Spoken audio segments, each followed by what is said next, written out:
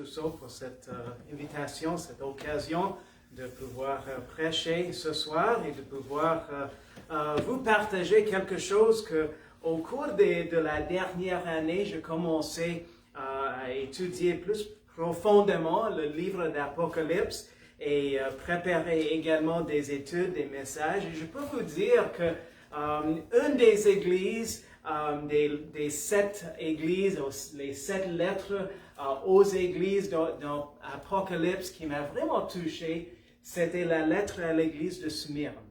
Et évidemment, comme la majorité du Nouveau Testament, évidemment la majorité du Nouveau Testament, ça compose des lettres aux églises. Elle est aussi certaines lettres aussi aux individus aussi, mais la majorité, c'est des lettres aux églises. L'église à Rome, l'église à Corinthe, l'église à Galate, l'église à Éphèse, l'église à Philippe. Et c'est intéressant parce que même ces lettres à ces 7 églises dans l'Apocalypse, on a ces 7 lettres à de différentes églises en Asie mineure.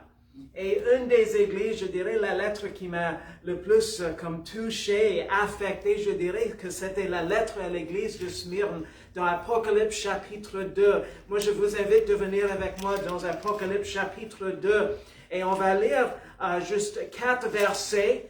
Puis, après ça, je voudrais qu'on puisse prendre un petit peu de temps pour apprendre un petit peu le contexte de la ville. Parce que moi, je dirais, une des choses qui m'a vraiment frappé, c'était le contexte, apprendre le contexte de la ville, le contexte également dans lequel le Seigneur a dirigé Jean à écrire cette lettre à son peuple, à Smyrne. Alors, vous êtes rendus dans Apocalypse chapitre 2, les versets 8 à 11, et ensuite on va prier. Apocalypse 2, les versets 8 à 11, la Bible nous dit, écrit à l'ange de l'église de Smyrne, voici ce que dit le premier, le dernier, celui qui était mort et qui est revenu à la vie. Je connais la tribulation et ta pauvreté, bien que tu sois riche. Et les calomnies de la part de ceux qui se disent juifs et ne le sont pas, mais qui sont une synagogue de Satan. Ne crains pas ce que tu vas souffrir. Voici le diable jettera quelques-uns de vous en prison afin que vous soyez éprouvés et vous aurez une tribulation de 10 jours. Sois fidèle jusqu'à la mort et je te donnerai la couronne de vie. Que celui qui a des oreilles entende ce que l'Esprit dit aux églises. Celui qui vaincra n'aura pas à souffrir la seconde mort. Merci Seigneur de ce temps ensemble.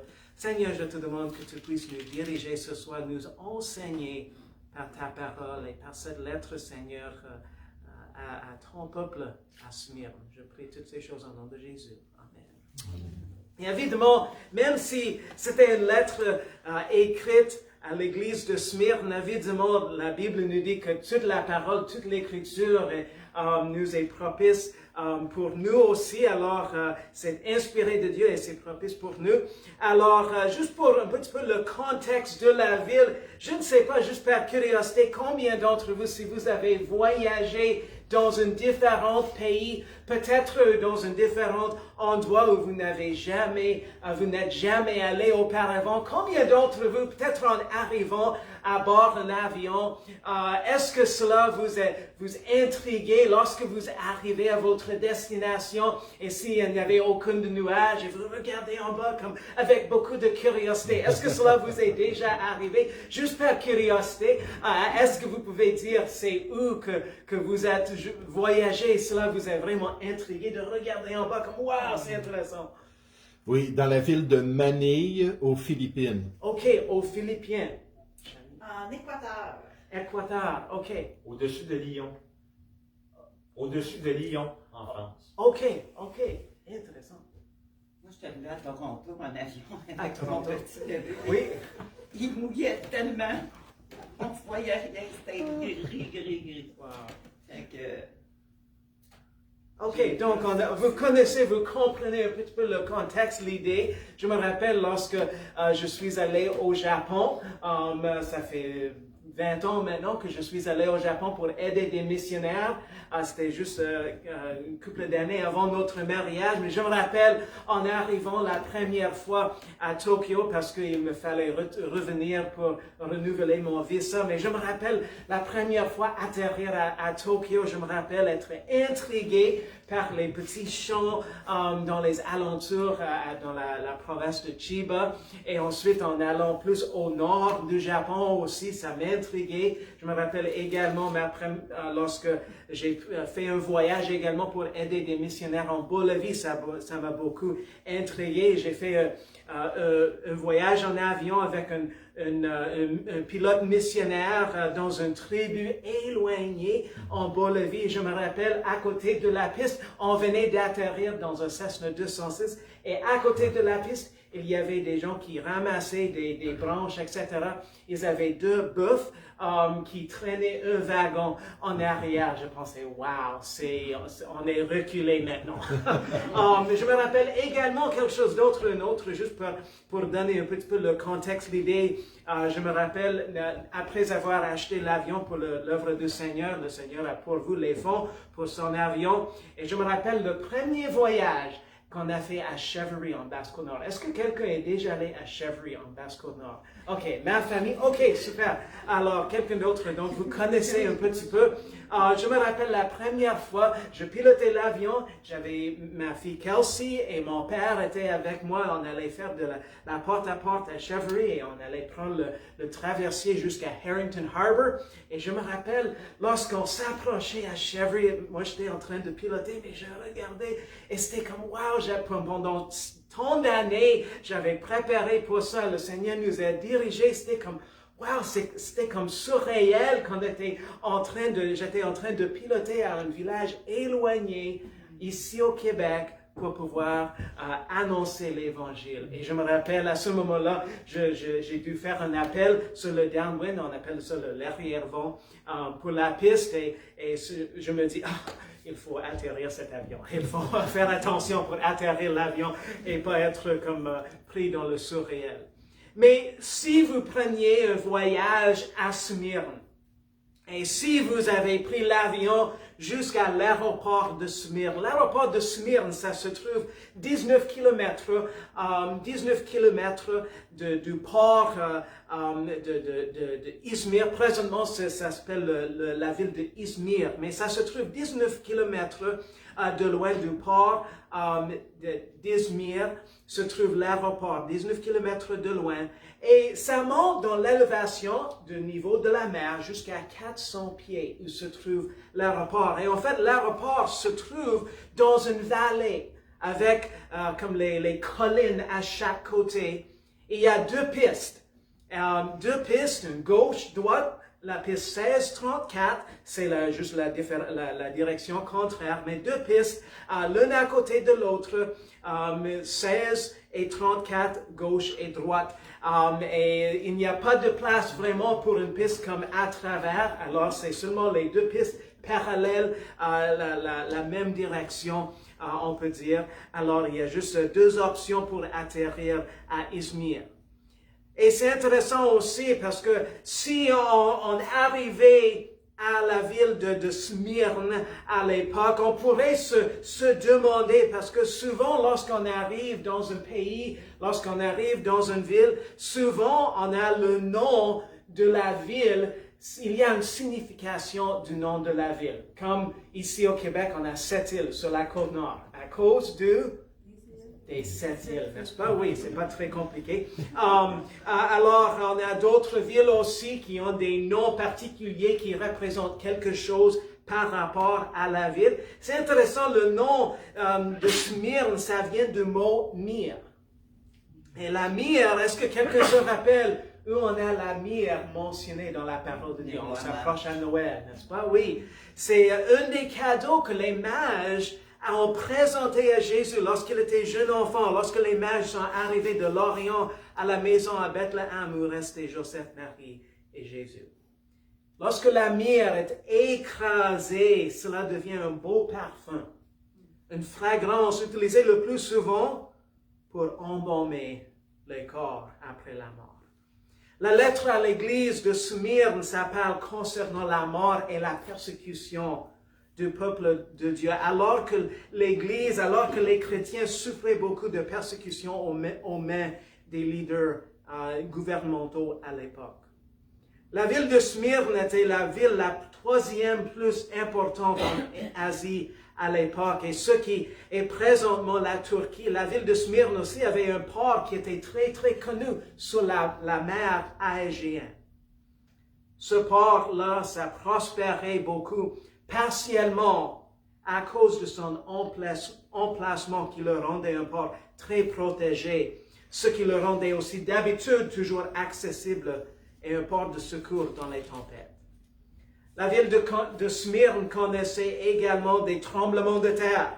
Et à certaines reprises, la ville de Smyrne a subi de la ruine suite à un tremblement de terre, mais ses résidents ont toujours reconstruit. Aujourd'hui, comme je vous ai dit, la ville de Smyrne, c'est connu sous le nom Izmir. Et présentement, il y a à peu près de 4,3 millions d'habitants. Également, si on atterrissait à la ville de Izmir, présentement anciennement Smyrne, si on atterrissait, évidemment, si on avait des avions à l'époque ici, et on atterrissait, et en s'approchant de l'aéroport à l'époque où la lettre était écrite, une des choses qu'on verrait, je crois qu'on dit en français, en anglais on dit le skyline de la ville, l'horizon de la ville. Est-ce que c'est la bonne façon de dire l'horizon de la ville? Probablement une des choses qu'on verrait qui serait comme le plus constatable dans l'horizon de la ville, c'était le temple au faux dieu dans la mythologie grecque, au faux dieu Zeus. Ceux qui adoraient Zeus l'adoraient comme étant le dieu au-dessus de tout autre. Il y avait même des symboles qui étaient attribués à lui. Il était adoré comme celui qui avait le pouvoir sur le ciel. Les chrétiens ont été considérés, malheureusement à cette époque, les chrétiens étaient considérés comme un empêchement au succès de l'idolâtrie, car les chrétiens ne soutenaient pas l'économie de l'idolâtrie, n'achetaient pas des idoles, n'achetaient pas les choses vendues pour bonheur par ceux qui suivaient cette fausse religion. Aussi avec l'idolâtrie qui accompagnait l'idolâtrie de Zeus, il y avait beaucoup de débauches sensuelles et les chrétiens prennent une position ferme contre ces pratiques, ce que les Romains n'aimaient pas. Pourquoi? Parce que ça a sans doute affecté leur conscience coupable. Et ces derniers voulaient soulager leur conscience et l'implication de tous les chrétiens. En fait, à Smyrne, remplissaient leur rôle comme le sel de la terre. Mais cela leur a coûté très cher.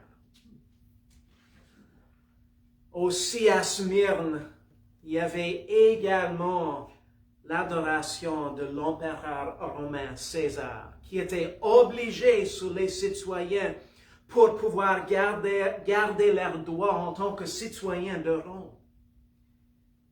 À l'époque, dans l'adoration de César, les gens qui voulaient garder leurs droits en tant que citoyens de Rome devaient prendre une pincée de sable dans la main pour ensuite dire une simple phrase: César est Seigneur suprême.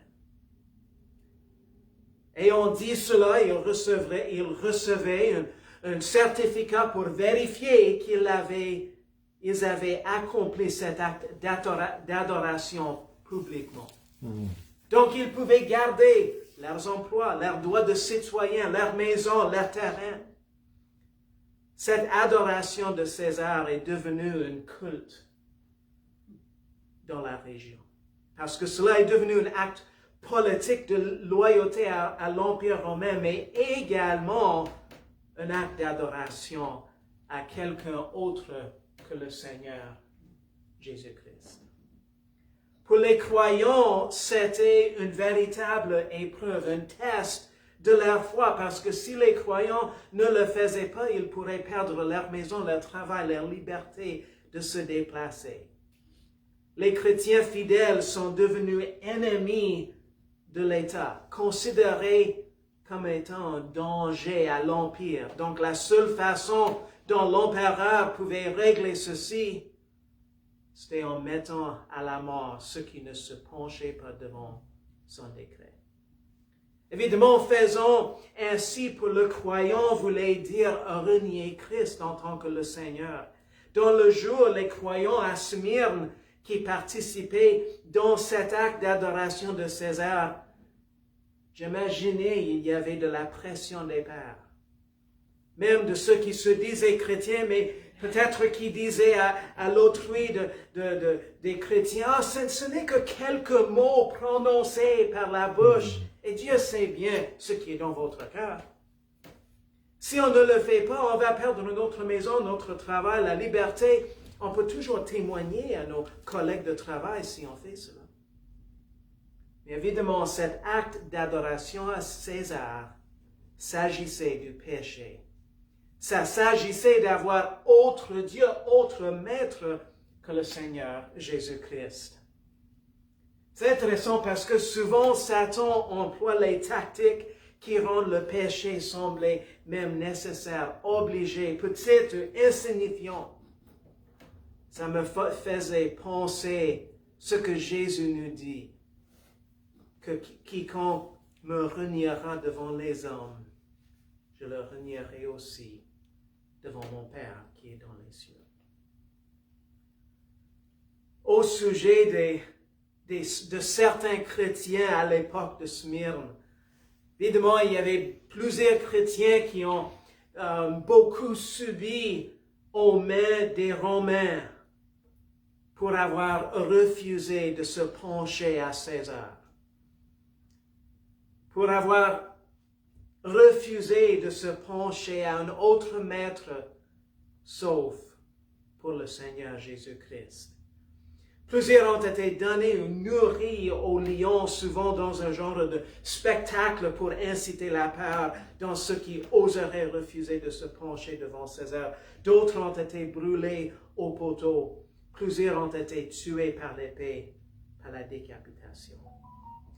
Jean, qui a reçu ce livre du Seigneur selon les écrits de Tertullien, a été brûlé vif en l'huile, mais a miraculeusement survécu pour ensuite être banni en exil à Patmos. Et c'était là où il avait écrit cette lettre.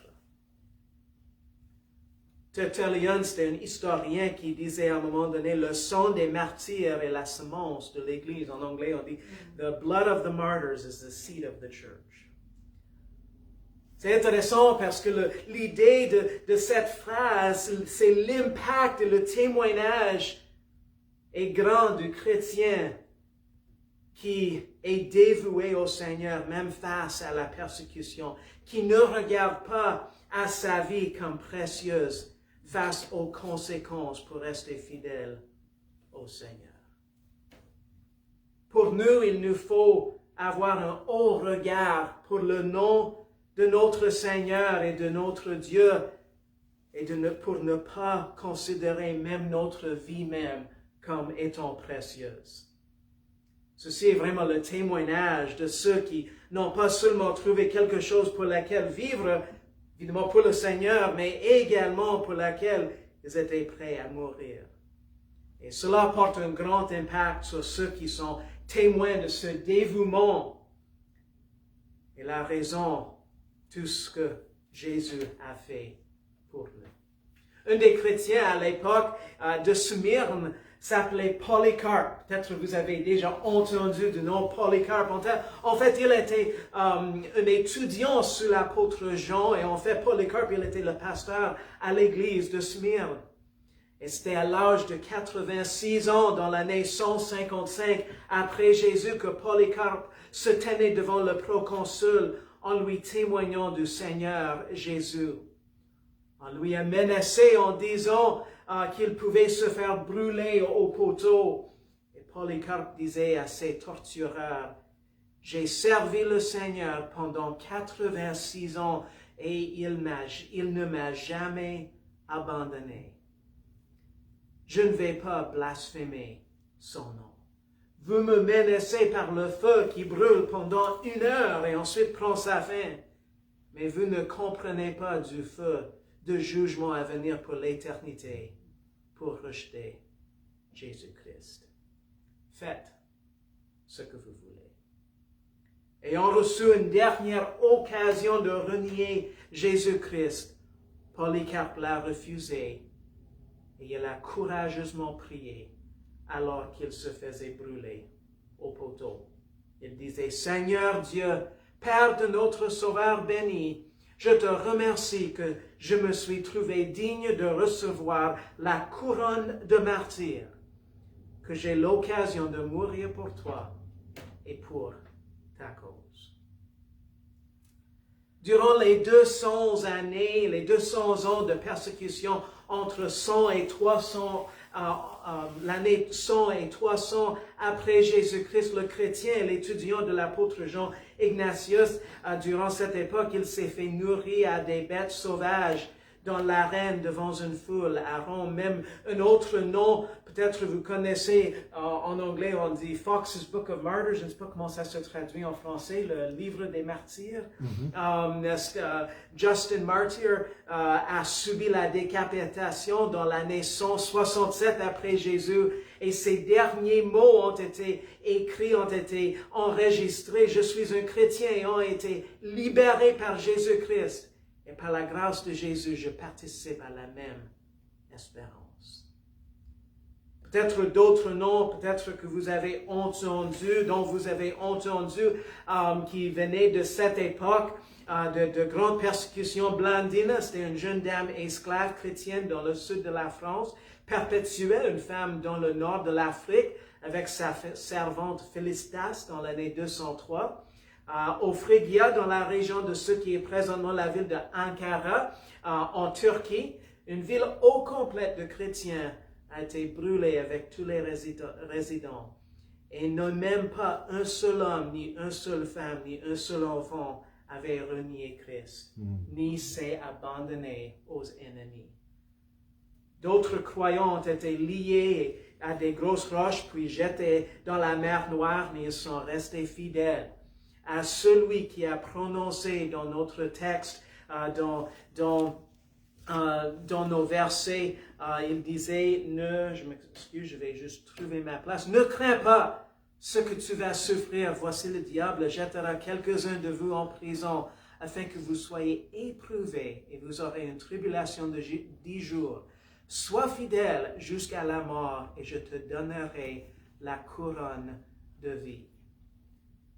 Lorsque je réfléchissais, je pris au sujet de quoi prêcher ce soir et je me suis rendu compte aussi du message de ce matin, le défi de rester ferme, de demeurer ferme. Et c'était quoi la façon? Évidemment, la première façon que le pasteur Rousseau nous a dit ce matin, c'était il nous faut qu'on soit sauvés, mais également il nous faut qu'on soit résolus. Et l'autre chose, il nous faut qu'on soit comme encouragé, exhorté, édifié l'un l'autre. Et c'est par cette raison le Seigneur nous donne l'Église afin qu'on trouve cette édification, cet encouragement l'un l'autre. Évidemment, lorsqu'on considère les chrétiens, un commentateur disait au sujet des chrétiens, des croyants à l'époque de Smyrne, il disait les croyants de Smyrne auraient pu faire des compromis avec des Juifs, avec des païens pour se sauver la vie et leur terrain. Mais certaines choses sont plus précieuses même que la vie elle-même. Des mêmes croyants n'ont pas besoin de rêver, car ils ont l'essentiel de rêver. C'est la loyauté à Jésus-Christ, n'importe quel prix. Évidemment, dans notre texte, dans cette belle lettre à l'église de Smyrne, ça nous commence avec la présentation de Jésus-Christ, la salutation et la félicitation à l'église de Smyrne. Et Jésus commence cette lettre à l'ange ou au messager, le pasteur de l'église à Smyrne.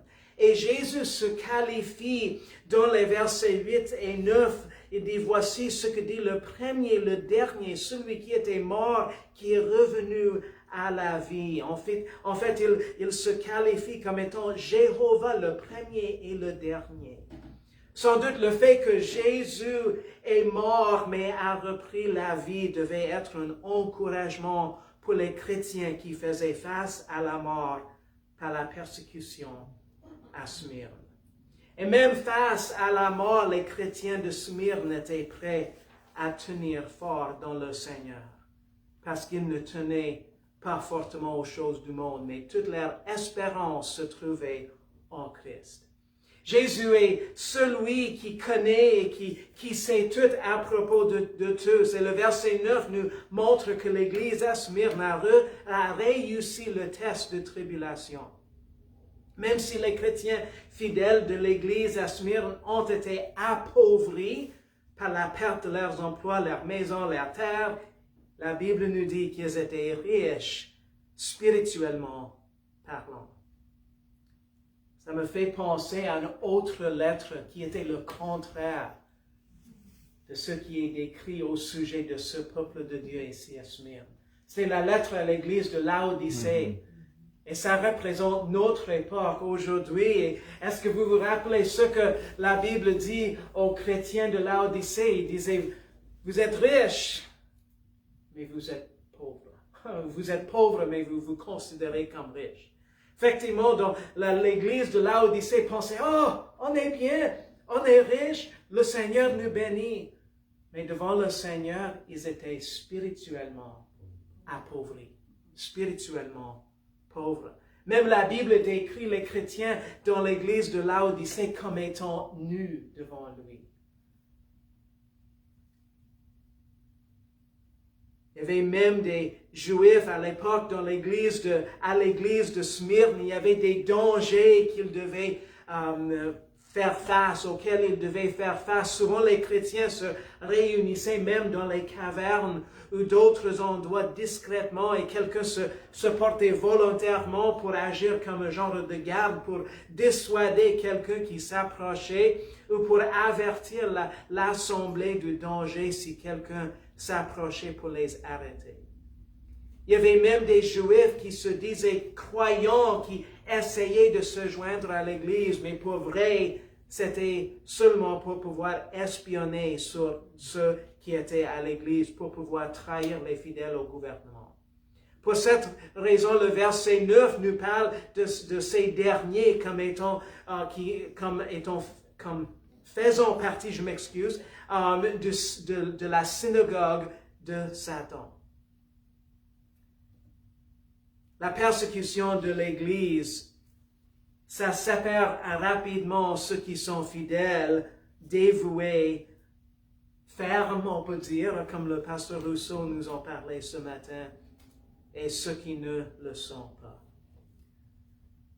Et Jésus continue dans cette lettre à l'Église de Smyrne en donnant un défi suivi d'une promesse.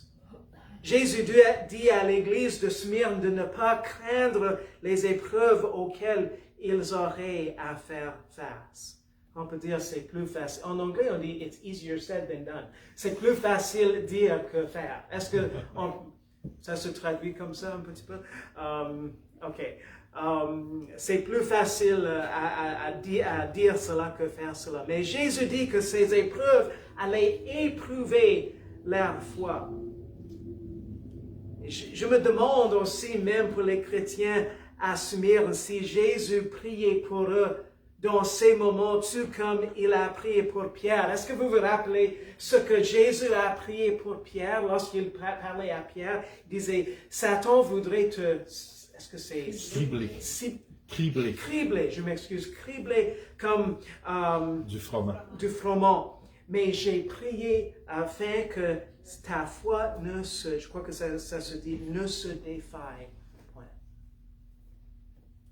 Je me demande si Jésus était en train de prier pour les chrétiens à Smyrne lorsqu'ils passaient à travers cette épreuve de tribulation, cette épreuve de persécution. Jésus dit que leur épreuve de foi sera pour une courte période de temps. Il dit 10 jours. On peut dire, qu'est-ce que ça signifie? Mais ça, en fait, il leur donne un défi de rester fidèles, de rester fermes jusqu'à la mort. Et la couronne, la récompense sera évidemment la vie éternelle avec Jésus au ciel. Les 10 jours dont Jésus parle, en fait, il fait référence à 10, on peut dire périodes, mais 10 périodes de leaders des empereurs romains, notamment durant cette époque de l'Église à Smyrne, de cette époque de beaucoup de persécutions. Il y avait 10 leaders romains, empereurs romains, sur lesquels il y avait comme de la persécution intense. Ça a commencé par Nero. On connaît peut-être Nero comme étant un leader vraiment, je crois qu'on dit dans le bon québécois, un méchant, moi non, n'est-ce pas? Il était vraiment un méchant leader. Nero, on avait également Domitien, Trajan, Marcus, Aurelius. Il y avait également Septimius Severus, Maximinus, Decius, Valérien, Aurélien et Dioclétien. Entre les années, Nero, ça a commencé dans l'année 54 et Dioclétien, ça a terminé son règne dans l'année 305. Jésus termine cette lettre à l'église de Smyrne et je trouve quelque chose de fascinant au sujet de cette lettre.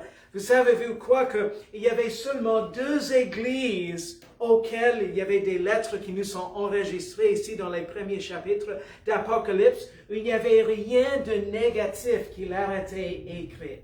Rien de négatif qui leur été mentionné dans la lettre. Les autres, il y avait quelque chose de négatif. En fait, je crois que l'église de Laodicée, il n'y avait rien de bon qui leur été écrit. C'est malheureux, n'est-ce pas? Mais l'église de Smyrne et l'église de Philadelphie, il n'y avait rien de mauvais, rien de négatif qui leur était mentionné. Et Jésus donne à son peuple à Smyrne, il leur laisse une promesse. En fait, c'est une promesse pour nous tous, et il nous faut tous apprendre ici. Et ce dernier verset de cette courte lettre, c'est essentiellement une promesse à chaque croyant, chaque chrétien, parce que ceux qui ont placé leur foi en Jésus-Christ ne vont pas subir les dommages de la deuxième mort, la mort spirituelle, la mort éternelle de notre âme. Au moins qu'on parle dans l'enlèvement, on fera face tous à la mort physique. Et les croyants à Smyrne faisaient face à la mort physique par la persécution. Mais quelle belle promesse, même lorsqu'ils faisaient face à la mort physique par la persécution aux mains des leaders romains. Quel encouragement pour chaque chrétien, parce que tous ceux qui sont sauvés n'allaient pas devoir subir les dommages de la deuxième mort, de la séparation d'avec Dieu pour l'éternité. Quel encouragement! Ils avaient cette promesse donnée pour eux et pour chaque chrétien, parce que tous ceux qui sont sauvés ne subissent pas les dommages de la deuxième mort, mais seront par contre vainqueurs sur la deuxième mort, seront élevés à l'incorruptibilité en Jésus-Christ. La Bible nous dit que tous ceux qui veulent vivre selon la piété en Christ seront persécutés. Donc, ce n'est pas une question de si on va la vivre. La Bible, en fait, nous dit on va la vivre. Mais je suis content qu'on a un sauveur, notre bon berger, qui intercède pour nous afin que notre foi ne se défaille point. Souvent, lorsqu'on considère de telles choses, peut-être si vous êtes comme moi, peut-être vous demandez si on aurait ce qu'il faut pour faire face à de telles choses, si on est obligé, si le Seigneur nous juge bon de nous permettre de telles choses. Combien d'entre vous est-ce que vous connaissez le nom Corrie ten Boom? Est-ce que ce nom vous dit quelque chose? Corrie ten Boom et sa famille, c'était des Hollandais. Et durant la Deuxième Guerre mondiale, en fait, Corrie et sa famille, ils cachaient les Juifs. Lorsque les Juifs avaient vraiment la sentence de la mort, qu'ils devaient s'enregistrer sous le régime de Hitler, sous le régime nazi. Et ils devaient s'enregistrer, ils devaient commencer à porter les étoiles. Et Corrie et sa famille, en fait, leur entreprise, c'était une entreprise comme de horloge, mais ils cachaient les Juifs et ils s'organisaient vraiment toute une affaire toute une entreprise, on peut dire, comme souterrain, pour cacher les Juifs, pour même les amener dans la sécurité ailleurs des villes. Et à un moment donné, Corrie ten Boom partageait son témoignage après avoir fait le temps en tant que prisonnier des nazis à Ravensbrück, le camp de concentration.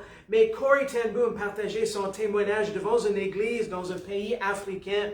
Peu de temps après, un nouveau gouvernement prenait le contrôle. Peu de temps après, mais aussi juste peu de temps avant que ce nouveau gouvernement africain commençait à chasser, emprisonner et torturer des chrétiens. Et Corrie racontait devant cette église, devant ses frères et sœurs dans le Seigneur qui craignaient ce que ce nouveau gouvernement allait faire. Corrie racontait une histoire de sa jeunesse. Et Corrie disait à un moment donné, lors de sa jeunesse, qu'elle demandait à son père, lors de sa jeunesse, qu'elle ne pensait pas qu'elle aurait assez de courage pour se tenir ferme en face de la persécution si un jour ça lui arriverait. Son père lui demandait à sa jeune fille, il disait, Corrie, quand on prend le train, toi et moi, à Amsterdam, quand est-ce que papa te donne ton billet de train? Quand il réfléchissait, il disait, juste avant d'embarquer. Juste avant d'embarquer. Son père disait, Corrie, c'est pareil avec Dieu. Dieu nous donnera tout ce dont nous aurons besoin, comme la force et le courage, exactement le moment où on en aura besoin. Quelle joie de savoir que notre Sauveur nous accompagne et qu'on peut faire face à toute épreuve, petite ou grande, avec lui, parce qu'en Jésus-Christ, comme notre verset nous dit, nous sommes plus que vainqueurs par celui qui nous a aimés. Quelle bénédiction et quel sujet de réjouissance que la vie éternelle nous attend. Et même si on passe par la mort physique de n'importe quelle façon, on n'a pas besoin de subir des dommages de la deuxième mort de notre âme.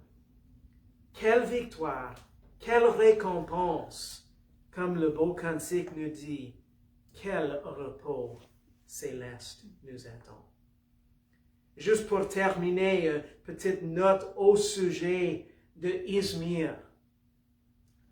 Présentement, à Izmir, selon ma recherche, selon ce que j'ai trouvé, il y a à peu près de 12 églises présentement où l'évangile est prêché à Izmir. Et il y a aussi autour de 500 chrétiens qui y habitent.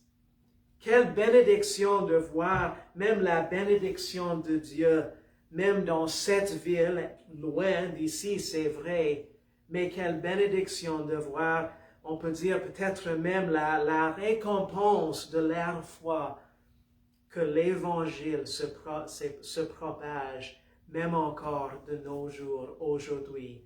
Même lorsqu'ils ont subi un moment où les leaders voulaient éradiquer la présence et l'influence de l'Évangile du Seigneur. Nous sommes plus que vainqueurs par celui qui nous a aimés. Merci Seigneur de ta parole. Merci de ce temps dans ta parole ce soir. Merci de cette lettre que tu as donnée à ton peuple, à ton Église à Smyrne. Et Seigneur, merci de cet encouragement qu'on peut tirer de cette lettre. Seigneur, merci de ta promesse, Seigneur, que tu nous donnes, Seigneur, de la vie éternelle avec toi, Seigneur. Même si on vit des épreuves ici-bas, même si on doit subir la mort, Seigneur, pour toi, Seigneur, merci de ce soulagement dans cette promesse de la vie éternelle au ciel. Oh Seigneur, on a hâte, Seigneur, de passer l'éternité avec toi. Et comme Jean, à la fin de l'Apocalypse, disait, Seigneur, reviens bientôt, Jésus. Ah, c'est notre prière, c'est notre prière, Seigneur. Reviens bientôt, Seigneur Jésus. Oh, mais Seigneur, comme les chrétiens à Smyrne, Seigneur, on voudrait être trouvés fidèles. Seigneur, aide-nous, Seigneur, de rester fermes. Seigneur, aide-nous d'avoir cette résolution, d'être résolus, Seigneur, dans notre fermeté. Aide-nous, Seigneur, de fidèlement, Seigneur, s'encourager, s'édifier l'un l'autre dans tes voies et dans cette fermeté, Seigneur, comme toi tu nous l'enseignes. Et Seigneur, aide-nous également, Seigneur, de garder même, de considérer même notre vie, les choses ici-bas, Seigneur, vraiment de les garder légèrement, Seigneur. Mais Seigneur, de s'attacher à toi. Seigneur, je prie toutes ces choses au nom de Jésus. Amen.